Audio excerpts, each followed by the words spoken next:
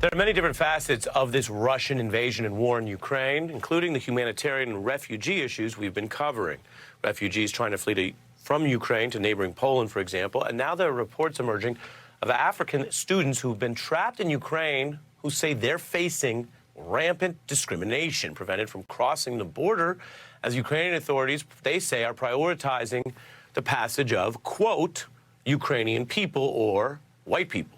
A student speaking to a news outlet in French says that when they got to the Polish border, there were scuffles and it looked like black students were effectively being singled out, shunned, and facing that discrimination. Another student who spoke to NBC News says that when they were with other students and they were able to cross into Poland, they were then denied some of the very same rights or humanitarian assistance that was being directly offered to a bunch of other refugees from Ukraine who were white.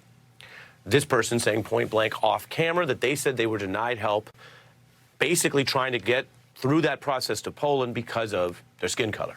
One student also agreed to appear partially on camera, reluctant to reveal their identity for fear of retaliation, trying to get ultimately back to the Nigerian embassy.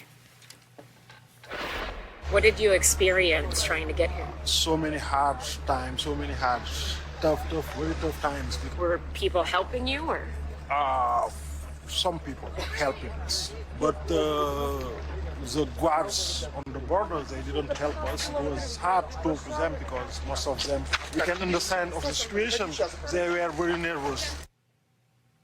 It's just one of many aspects of this difficult humanitarian crisis. Evelyn Farkas is here, a defense official with the Obama administration.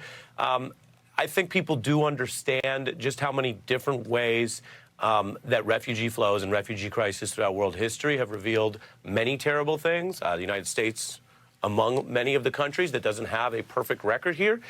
What do you see in what's emerging in this story? Well, it's interesting, Ari, because a lot of people have made a comparison between the migrant flows in 2015 in Europe, which you may recall came out of the horrible humanitarian catastrophe in Syria, and they were joined by African refugees fleeing the persecution and hardship in Africa, as well as Afghans fleeing the war there. And all of these refugees ended up fleeing, taking boats across the ocean to Greece and to Turkey, and then coming through the Balkans and up into Northern Europe. And at that point, Angela Merkel, though she was under a lot of pressure not to do so, did open the doors in Germany. But there was a lot of xenophobia, a lot of, frankly, racism. And the comparison here was that the Ukrainians who were going over the border into Poland, they were welcomed with open arms. Why? Because ethnically, they're very closely, obviously they look similar, their languages are similar, they're neighbors. So there was none of that xenophobia, none of the racism. And it's really unfortunate, to say the least. That's probably an unfortunate choice of words. It's just disappointing.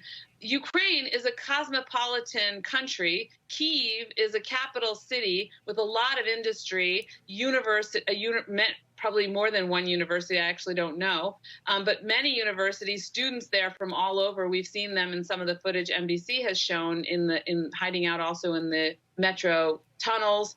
And so it's not surprising that people are living there from all over the world. It is really disappointing, though, that they're not being treated the same way as the Ukrainians or as other white Europeans are, or Americans.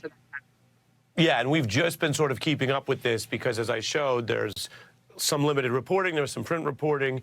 There were some individuals, of course, available to speak a little bit on camera, trying to occlude the identity slightly. And so this is a story we're going to stay on as, again, we're learning about different aspects of this, including, as you mentioned, what other countries are doing and what may be a haphazard process that has curdled into a very discriminatory process, according to some reports. We are going to stay on that. And Evelyn Farkas on more than one story tonight. Thank you for being here. Thanks, Ari.